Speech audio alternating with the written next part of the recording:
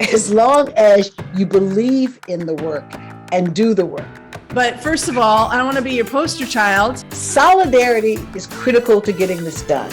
Allies are important. Show me that I provide value to the business. Is just one more way that some have tried to diminish, dismiss, and disavow the reality of systemic racism. Be with us in crisis as well as celebration, but be consistent about it.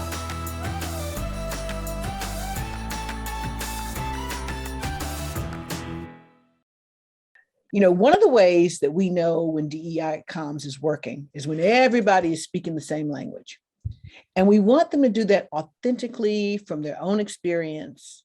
But to what extent do we need to help them? To what extent do we provide guidelines for employees who are wanting to ensure that their language is inclusive? How do we help them do that? So inclusive language, especially to the point of the question coming from your authentic self and your own personal experience, that's where bias comes in. And that's the beauty of interrupting bias at the unconscious bias level, is at the point of language. And because language leads to behavior. So yes, we are all going to come from our own experiences, but absolutely 1,000%. You got to have these general guidelines for everybody to understand so they can interrupt their own bias around language. Now, inclusive language, as defined by the Linguistic Society of America, is language that acknowledges diversity. It conveys respect to all people. It's sensitive to differences and promotes equal opportunities. I add to the definition flexibility and non-judgment. So yes, I am a big proponent and actually a very loud voice for every organization to have an inclusive language guide. And that is a companion to your brand guidelines and to your writing style guide, because it gives you information. It helps you learn about language that we have been unintentionally perpetuating in the workplace that is actually causing harm to our colleagues.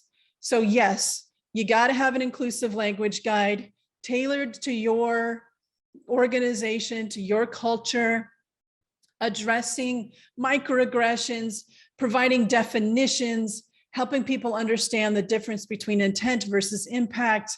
How do you recover and repair when microaggressions are said? So we can build skills, because ultimately, when it comes down to is having a DEI lens on our communications. And a DEI lens is, I have my own set of limited experiences. Other people are having different experiences and we're all in the same workplace.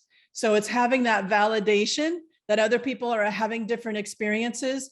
And as I learn more from the guide and from other people and how I am either perpetuating negative stereotypes or biased language, that's when I can be more consciously aware to interrupt and disrupt my own bias, to mitigate my own bias, and showing up in language and communication that is not going to, cause any further harm.